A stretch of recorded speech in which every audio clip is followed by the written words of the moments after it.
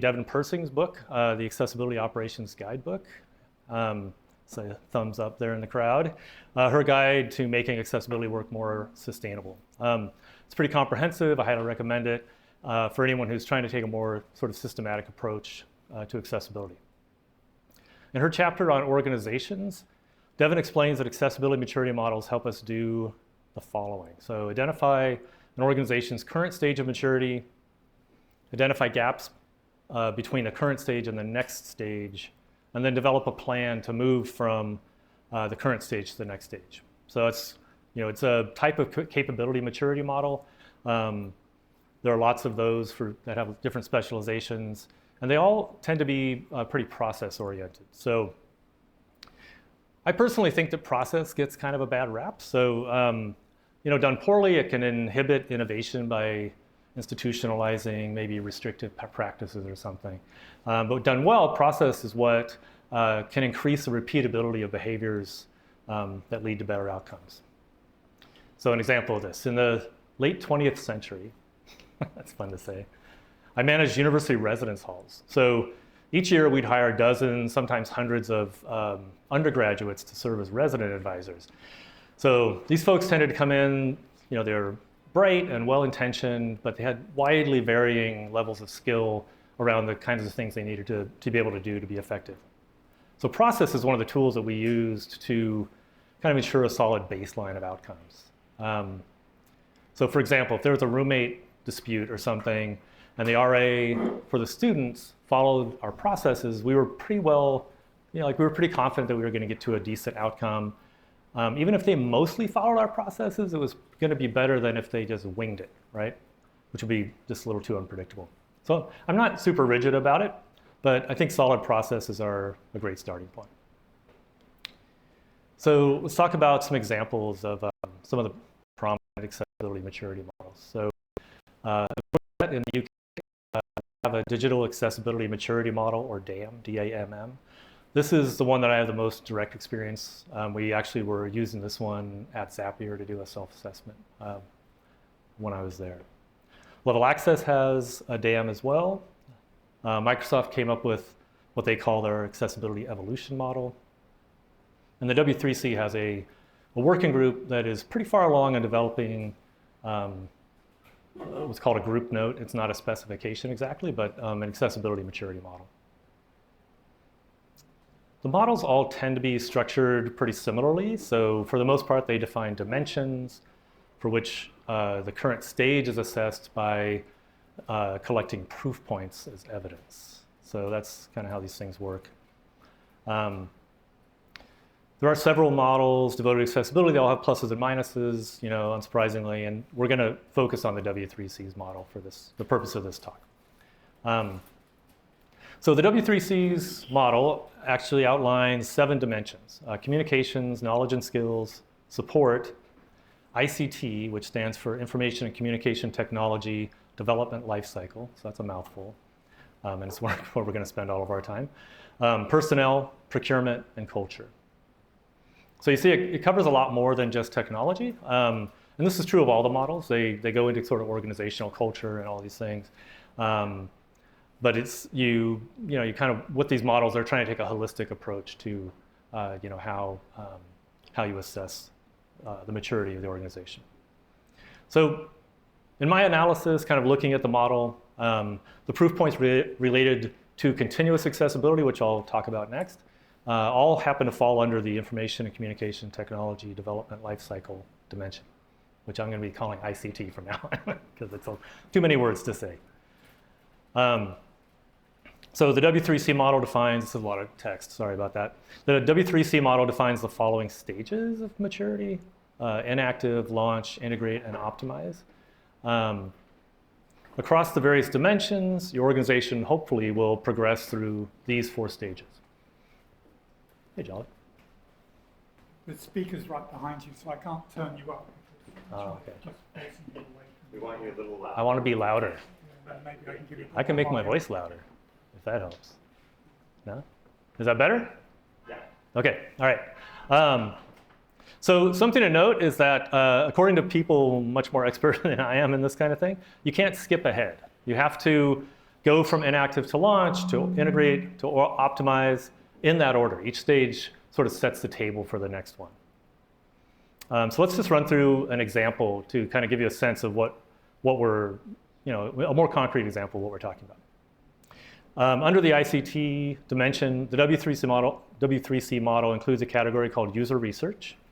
Emily, you'll be happy to hear that. For which one of the proof points is that user research includes disabilities, and that's how they word it. So if your organization doesn't consider disability at all in the user research, that's unfortunate, but no judgment, we have to start somewhere. In that case, you'd rate this proof point as no activity. If you've made it as far as making plans to do this in the future, you might rate this proof point as started. If you usually but inconsistently consider some subset of disability in your research, for example, maybe screen reader users only, you might rate this one as partially implemented. And then if you're consistently considering a broad range of disabilities in your user research, you can go ahead and mark this proof point as complete. So kind of 4 levels. You can also mark them not applicable, but we're not going to talk about ones that aren't applicable. So the point of all this is to give us a framework we can use to better understand whether we're getting better or worse at accessibility. Okay, so that's the models. Let's shift gears and talk about continuous accessibility. Continuous accessibility is an approach that's widely advocated for by Melanie Sumner and others for making the most of automation as a way to accomplish the following. So having greater confidence in the quality of our code, more easily delivering accessible experiences at scale, and responsibly reducing our organization's risk around accessibility. So one of the ways that Melanie says we can achieve these outcomes is by having the computers do the repetitive tasks so that humans can solve the hard problems. And that's very in line with Zapier's and other automation companies, kind of their philosophies. So before we continue, I'm going to go on a little side quest and talk about the technologies that enable all of this continuousness. Okay, so you may have seen these terms. I don't know how technical everyone in the audience is, so I'm just going to spend a minute on continuous integration / continuous deployment, usually referred to as CI/CD. These are techniques that have accelerated modern software development by enabling automation of processes that used to be manual. So for real, back in the bad old days, like 15 years ago, we used to push changes to a staging server, manually QA them, and then FTP the files to a production server. And I'm not going to lie, it was terrifying at times. Continuous integration, CI, refers to systems that bundle software into a known working version. And on the web, continuous deployment is what updates your servers to use the new version of the software. So again, CI creates the new version of your software, CD deploys it to production. The Cs in CI and CD are there to indicate that these are automated processes. Okay, so in other words, there's software that's doing the work of bundling up the new version of the application and deploying it to a production environment. So why is this all important? CI/CD enables a bunch of things that, including the use of packages as a way to isolate system components and high confidence deployments to production, specifically because the process is automated and not relying on a systems administrator to remember the exact sequence of updating the application and persistence layers of the site or whatever, the way we used to do things. And yes, in fact, I have personally seen things go very sideways multiple times in my career from doing things in the old kind of manual way. CI/CD is also what enables us to run automated tests against our software prior to deployment. So, and this is where it starts to connect with what we're talking about tonight. The earliest of these tests really were intended to ensure the correct inputs and outputs for a system, but eventually there was tooling that appeared that could test the UI as well. The problem was that the vast majority of the tooling was built in a culture dominated by ableism. So those tools didn't, and they still don't in some cases, take disability into account. So E.J. Mason wrote an amazing article on the Assistiv Labs website about how ableism becomes the default for our work unless we actively sort of swim against the tide of the dominant culture. So in that article, E.J. argues that our tools, in many cases, reinforce ableism itself. But how exactly? So examples include assuming all users are using a mouse. So there's lots of libraries out there that are mouse-based.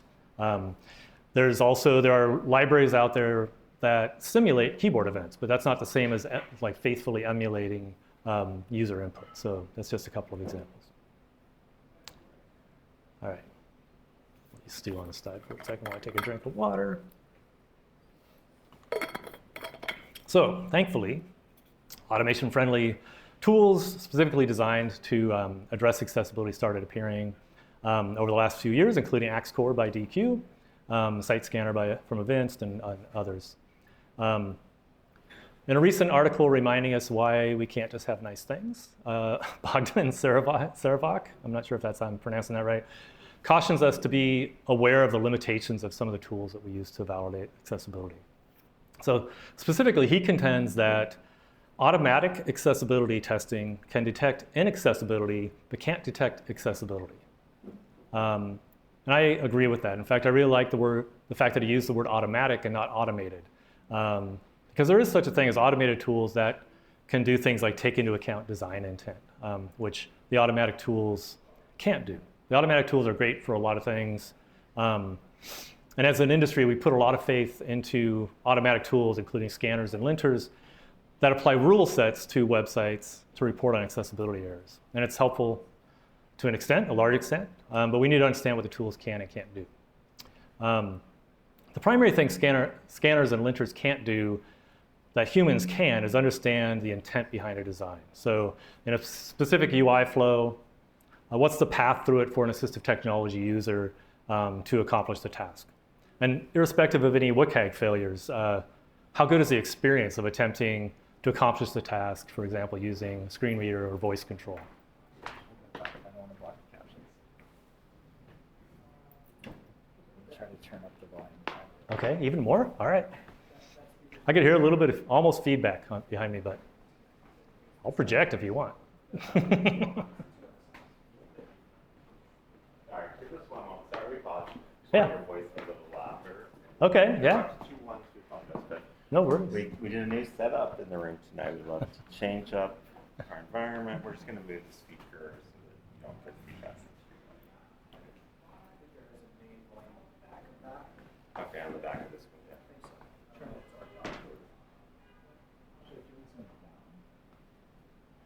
Should I say stuff so you know Yeah. how loud it is? I can keep talking about whatever, you know. How's the volume now? Okay. I'm even, if I lean back, I don't hear any feedback. Okay. Yeah, is that working? Is that better? Are you all in the room? Were you all having trouble hearing me too? Or was it mostly going through the, okay. There it is. Woo. Okay. All right. How's that? That's good. Okay, everyone happy? All right, cool. All right, so we were just talking about how good of an experience are we, is it, you know, and the automatic tools aren't really able to tell us that. So another category of automatable, which isn't actually a word my spell checker tells me, but another category of automatable tests is end-to-end, or sometimes called E2E tests. Those validate flows through a user interface. So for example, logging in, creating a project, creating a task, that kind of thing. This is a way of encoding human judgment about the design into a test that then can be automated, okay? So unfortunately, most end-to-end testing frameworks suffer from the ableist traits that I mentioned earlier. You want me to move my microphone up? Can do that, no problem. Well, you can actually just hold it in your hand and talk into it. Oh yeah? All right, then I can't take my drink of water. All right, is that better? I just want Jolly to be happy, that's all. Yeah. All right. Okay, so some of the end-to-end testing frameworks suffer from the same ableist kind of traits. So, and offer only limited support for accessibility out of the box. So I'm going to refrain here from making a full product pitch, but except to say that at Assistiv Labs, where I work, we've created an end-to-end testing framework that treats accessibility as a first-class concern. So I know it can be done. So before I continue, I want to acknowledge that manual QA and periodic audits are super valuable tools also. They're essential really to ensuring the accessibility, not just the not accessible accessibility of our digital products, but they're not what we're talking about tonight. We're really talking tonight about what we can responsibly offload to the machines. All right, so what makes continuous accessibility so compelling? And it's something that I call attention decay. So attention decay is the idea that the sooner after it's made that an engineer finds out that their change broke something, the more likely they are to fix it. Okay, so say you're a developer, you find out something that you shipped 6 months ago is broken. You've moved on, users have been living with the bug for months. At best, you're probably going to add it to the bug tracker and maybe ship a fix at some point in the future when it gets scheduled. But imagine you find out you shipped a bug earlier that day, right? The context of the change is still fresh in your mind. You have the opportunity to fix the bug before it affects very many people. So you're likely to jump on it and ship a fix right away. And this dynamic actually applies to any type of bug, but it helps explain why tests in CI/CD are so popular and so valuable, just in general. Because it means catching problems before they impact your users, all right? So let's talk next about the types of automatable tools available. So in the automatic category, we have linters, such as Axe Accessibility Linter by DQ, scanners, including Advanced and Wave Testing Engine, flow-based tests with Axe integrated. So I know DQ has a tool like that, and Cypress is has a similar tool. And additionally, there are starting to emerge automated tools that extend what we can expect of the machines. So like I mentioned, accessibility first, end-to-end tests, like what we're trying to do at Assistiv Labs. So both automatic and automated tools are useful, and should probably be part of your process, but it's important to understand the differences in how they apply to your use case. All right. Okay, so this is where we get down to, it should be a multiplication sign, not a plus sign. Caveats aside, automated solutions for validating the accessibility of digital products can contribute significantly to improving our accessibility maturity. So earlier, Persing's book, the Accessibility Guidebook, on the website for Devin's book, which is linked in my that noticed in the slides, she links to a handy spreadsheet for calculating scores for the different dimensions of the W3C accessibility maturity model. So we're going to use that spreadsheet as a way to explore the difference that automated tools can make. And again, we're using the W3C's model not because it's objectively the best in some way, but because by virtue of originating from a standards body, it's the one that's least proprietary. That was the criteria. As I covered earlier, that model defines 7 dimensions, dozens of individual proof points. We're going to narrow that down to what's relevant to continuous accessibility. All right, this is another kind of wall of text. Apologize for that. We'll go through them individually, though.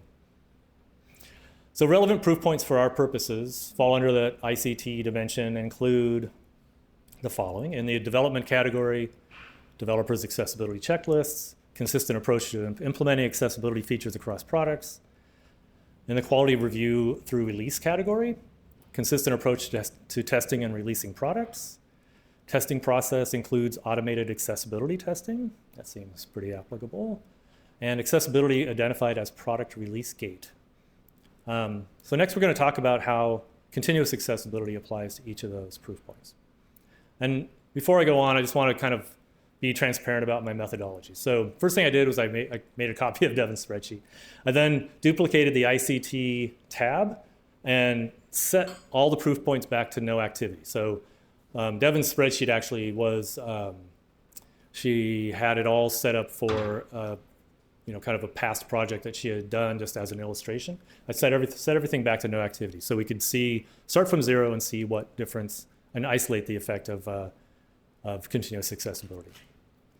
Then I updated the evidence dropdown for each of the relevant proof points for each stage by doing my best to log the minimum state that must have been true if continuous accessibility is applied. So I was trying to be very conservative about my estimates of what the actual impact was. So let's start with development.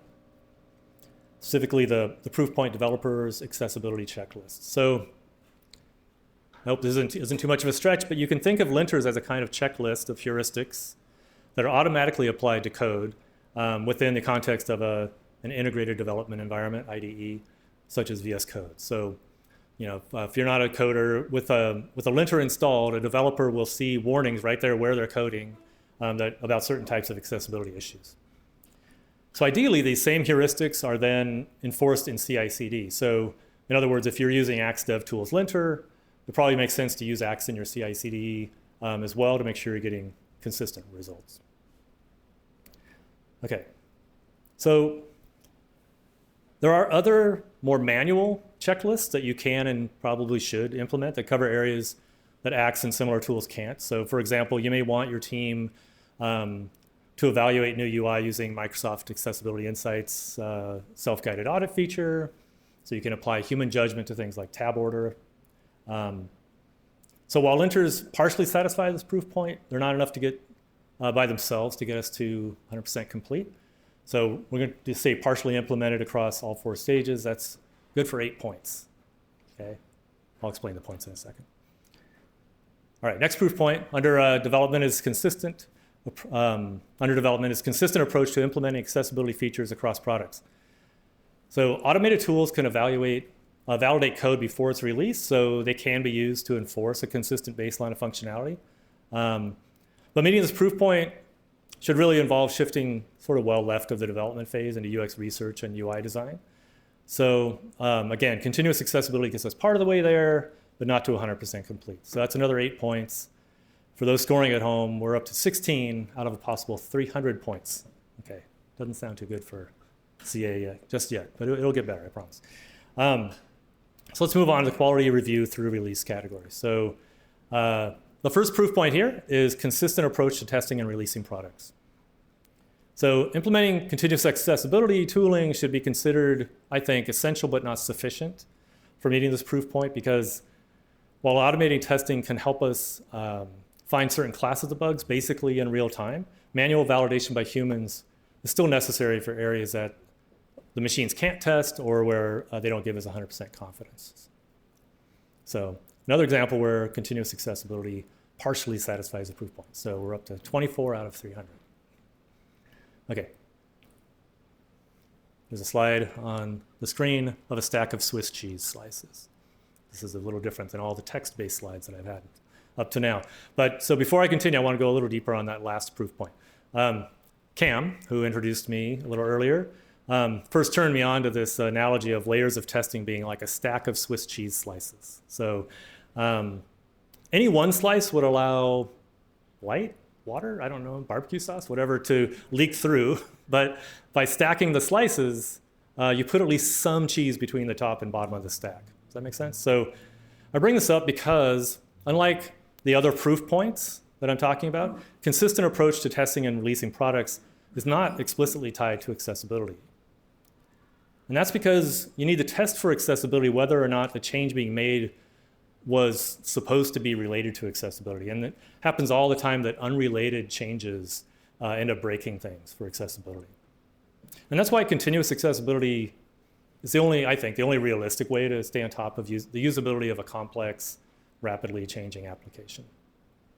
So any mature software organization is already going to have other types of testing in their CI/CD, and so adding accessibility-specific testing is kind of like adding another layer of cheese to the stack. So that's what that slide's all about. All right, continuing with quality review through release, we have the proof point testing process includes automated accessibility testing. That sounds good.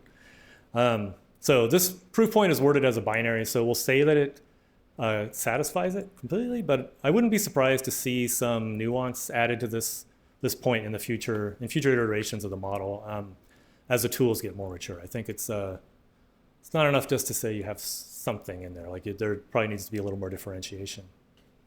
But for now, we'll bank that sweet 12 points, bringing our total to 36 so far. All right. All right, the next proof point under quality review through release is accessibility identified as product release gate. So in case that term is unfamiliar to anybody in software, A product release gate is anything in the process that might detect a problem severe enough to sort of stop the line and prevent the software from going out. So product release gates can be both manual, so a QA person finding a bug, or automated. Now, some of our customers at Assistiv Labs are very sophisticated in how they approach accessibility. And I don't know a single one that would fail a build due to an automated accessibility test not passing yet. I think that's in the future. But by applying continuous accessibility to your product development efforts, you kind of set yourself up to be able to implement a true product release gate at whatever point you determine that the tools are reliable enough to allow you to do so. So we'll call this one started, which is one step up from no activity in the spreadsheet. It's good for another 4 points, bringing us to 40 out of 300, 13.3%. So, makes a difference. It's not enough by itself, right? So continuous accessibility alone was enough to get to completed for one of the 5 proof points, sufficient to justify partially completed for another 3 and started for 1 more. So that's 40 out of 300. Now we can do better. We can have a little bit more going on here. So I'm sure some of you who have seen that automatic tools like linters and scanners tend to identify a high volume of issues, which is good. It's kind of what you want. You want it to identify all the problems, right?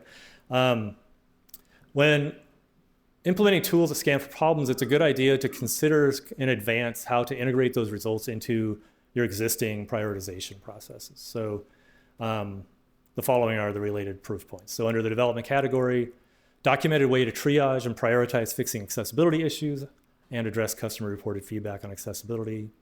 Under the quality review through release category, prioritization and refinement system for accessibility defects, and bug tracking system includes an accessibility category. So I didn't include these in my base calculation because remember my methodology was to include only the proof points that must be true or must be affected if you implement continuous accessibility. But I think these are worth talking through. So you could theoretically throw a bunch of tooling into your CI/CD and hope for the best, but I wouldn't recommend it. So while these ones didn't make the initial cut, you'll want to consider these proof points to make sure you don't get sort of swamped by noise of in the form of duplicate issues or issues the organization might consider low priority. So let's just say we get to partially implement it across all 4 stages of the first 2 and completed for that binary one, that third one. That brings us to a total of 68 out of 300. So that's a little better. And then there's a couple other things to watch. So there are a ton of advancements being made around automation at the moment, including shifting automated accessibility checks left into design. So I haven't played with it directly, which is why I didn't include it in my calculations. But as an example, Figma now supports triggering a type of CI/CD for what they're calling continuous design. And I'm just trying to connect the dots here. Stark makes a popular Figma plugin for checking accessibility, and that has automatable tools as part of it. So does that combination get us to at least partially completed for these additional proof points? I'm not actually sure.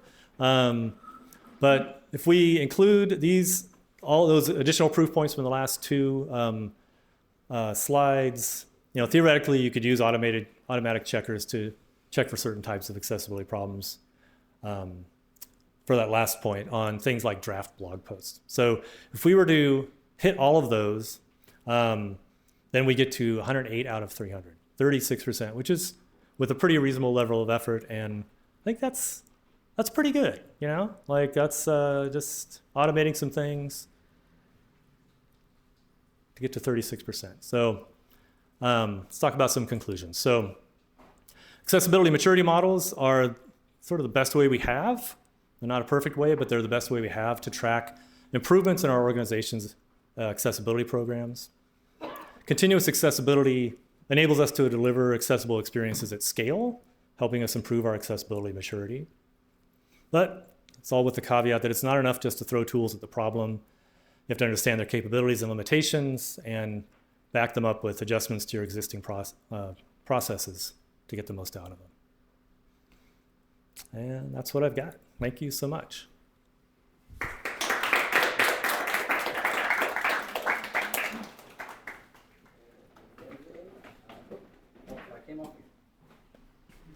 Thanks, Andrew. Mine's still working. All right. We've got a bit for questions. I don't think we've had any come in on the live stream just yet. So if you're on the live stream, please drop your questions in the YouTube chat, and Thomas will send them my way as soon as they come in. But meanwhile, anything in the room? Yeah.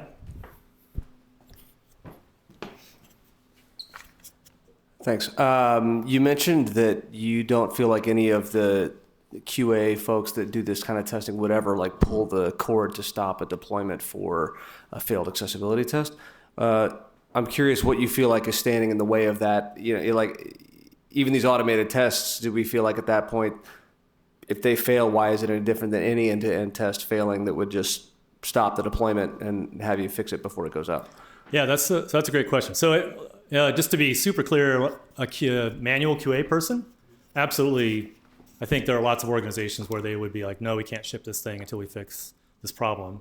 But for the automated tools, I think there's not quite enough trust in the tools yet or something, or there's like people are kind of aware of, you know, it's testing these things, but we really need to manually validate that before we actually stop the line. So I just haven't seen it yet. It may be happening. I mean, none of our customers, as far as I'm aware, I could be wrong too, are doing that yet, where, you know, a test fails, stop the line. I see Cam has his hand up, so he may have an opinion or some insight here on this issue. But does that make sense? Like it's, I don't know. I think the day is coming where, you know, the same, I don't know, it's partly probably organizational too in some cases, where a company, like they don't value accessibility to the same degree they do just, you know, oh, like a user can't log in or something. Like that's, okay, got to stop the line. Our end-to-end test found that. But if it's, you know, oh, but, you know, people make these terrible arguments about it, like, oh, it's only this percentage of users that can't do the thing. Well, we'll ship it and fix it later. It's like, well, you know, it's not how it should be done, but it's how I've kind of seen it done. I have a philosophy, or I have a theory on this, which is that most end-to-end test suites, CI integration suites, are authored by engineers explicitly saying, I expect this software to do this thing. And when it fails, it comes back to them. And it's very clear. This behavior, I canonized it in my test. When you introduce some automation tooling that is not authored by the developer, that might be kind of inscrutable to them or a little bit foreign, it's really easy to just kind of turn off somehow. I think there is a place where something like Assistiv Labs, you're running end-to-end tests that you've authored that use assistive technology. If that fails, absolutely you should fail to build. But like there's this psychological bit, I think, that if you haven't written, like using Axe Core, for example, I didn't author the Axe Core assertions. I might not understand them. If I see them failing in CI, that may be a little foreign to me, and I don't take immediate ownership over it. It's unfortunate, but I think that's true. It's a good question, thanks. Yeah. Question from Carl. There's also a bit of a difference between, let's say you're writing functional end-to-end tests and a complete scenario fails, right? And so it represents a failure of a task, whereas accessibility tests don't necessarily represent that.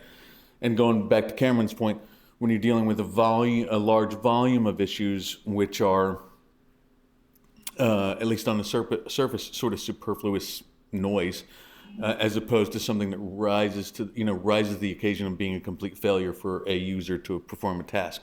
And so I think that's kind of the big difference that people see. So at Tenon, we had people, they would put it in their builds and they would create a dashboard out of the results and then sift through the results to determine, but they would never turn a build red because of that same exact sort of a mix between what Cameron said and then there's the whole issue of severity and all that sort of stuff. And I'm going to turn it over to Dylan. I'm going to change the subject. I could go on about that, but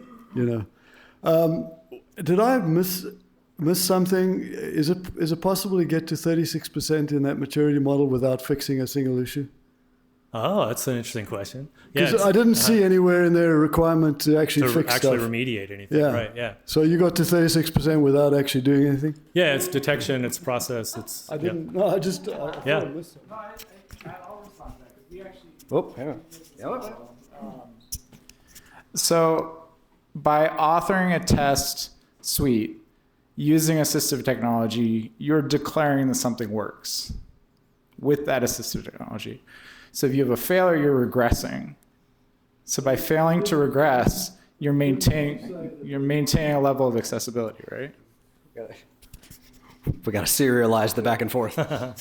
But he didn't actually block, in his assessment of his score, it got him to 36%. He didn't force the build to not progress. So he's actually getting 36% without committing to fixing anything.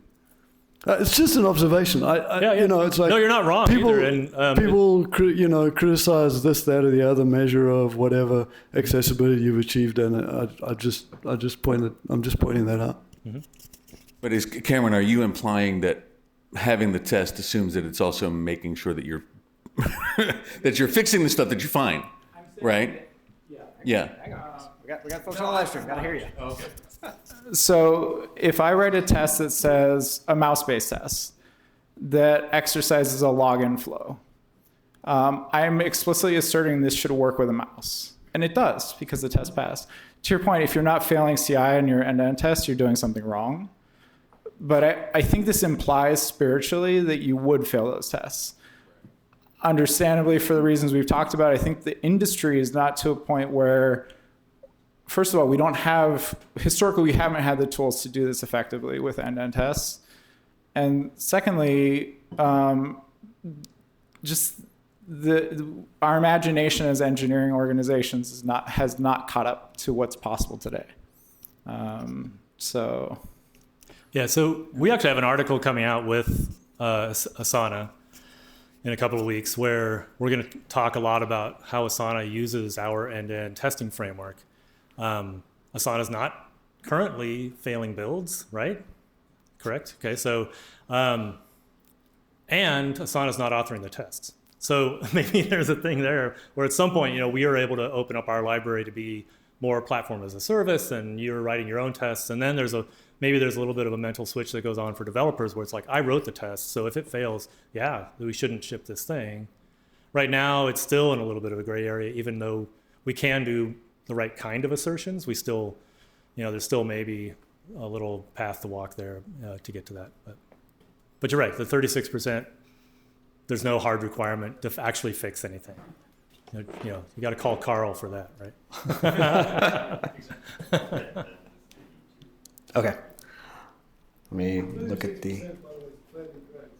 not in baseball. You make $100 million a year in baseball, 36%. Thomas, I'm not seeing anything in the Q&A. Oh. Okay. Okay, question from Stephen. In my experience, that folks are most interested in and affected by the results of improvements in the maturity model have been management and folks not quite in the weeds. What's your experience? Yeah, I mean, that matches my experience. So my main experience came at Zapier, where we went down the path of building Net's sort of self-assessment. And I was saying to Dylan before the talk that one of the things that I found valuable about that was just the conversations that it prompted. Some people who in leadership who hadn't thought too deeply about accessibility were then talking about it, right? And they were in a breakout room with people who were kind of on the front lines of trying to fix things, and they got at least some level of conversation happen. But so one of the things that Melanie does in her continuous accessibility work is talk a lot about metrics and what you should be paying attention to. Metrics are the kind of things that leadership are going to pay attention to. If you can consistently track, the number of defects is going down, or the time to resolution is getting shorter, like some of these kinds of things, then those are numbers that might catch the attention of leadership. But. Another question from Crystal Scott. As a web engineer, how can I help clients and organizations maintain accessibility long-term? I often see sites regress after remediation. What strategies ensure sustained conformance? Well, we have a little tool for that. Right. Yeah, I think it's, and Devin actually, and Persing in her book talks a lot about this, where like the way to do this stuff right is it needs to really be across the entire organization. And it's not something you can do piecemeal. She talks in her book about sort of just the friction of all these little ad hoc efforts. And once you can kind of institutionalize accessibility across the organization, the friction and people paying attention to it, and it kind of not happening automatically, but you know what I mean? Like it just kind of like starts to happen as a matter, like part of the course of doing business. But it really takes a lot of education, a lot of laying groundwork, a lot of being patient. She talks a lot about organizational change in her book. And it's the interesting thing about, the book is great. I just started reading it. But she talks a lot about how you don't expect to be doing organizational change as an accessibility person. You think you're going to be fixing a website and like making it so it works with a screen reader, but you end up doing all these things that are maybe outside of your actual skill set, and that's where a lot of people burn out because you're trying to do everything at once. So if you're lucky enough to be in a big enough organization where you have somebody who can manage the program, and then subject matter experts who are separate from that person, like you're in a really good spot. But yeah, and anybody who hasn't yet, I can also second the recommendation. Devin's book, I got through it first read this weekend, and now I'm circling back to kind of go through it in deeper dive, and it's very good. Any other questions in the room? Any other debates? Okay. All right. Anything else on live stream, Thomas? Great. All right. So thank you, everybody, for coming. We appreciate your time in person. We appreciate your time online. Thank you to Andrew. Thank you so much, everybody.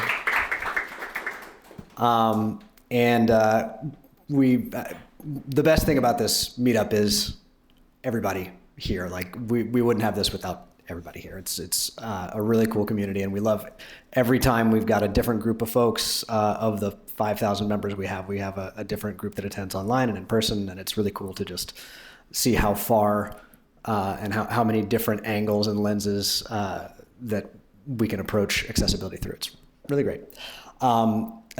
Thanks to Julie McPhee for running the entire, without him, the whole thing falls apart. So really appreciate Jelly. And Mira by Night for captions again. Meryl Evans writes a blog post, a recap on equalentry.com of the events, so keep an eye out for that. We want to thank our sponsors once again, Ira for providing the live audio description on the YouTube stream, as well as ASL interpretation. Thanks, Flip. And AKQA for providing the space. AKQA is a digital agency that provides this space and does digital innovation for lots of different brands. DQ, leader in digital accessibility tools, services, and training. Equal Entry, digital accessibility consultancy focused on results. Events, software for accessible development. And Fable, an accessibility platform powered by people with disabilities. I think that's it. Thanks again, everybody. Folks in person, feel free to hang out. We've got the space till 9-ish, so hang out, visit. Everybody on the live stream, thanks again for joining. See you next time. Oh, wait, sorry, last thing. Next month, our next event is Tuesday, December 3rd, so just a couple weeks. And it'll be Fred Moltz talking about how they built the Verizon Accessibility Testing Lab in New Jersey. Should be a really great one, so hope to see you then. Thanks a lot.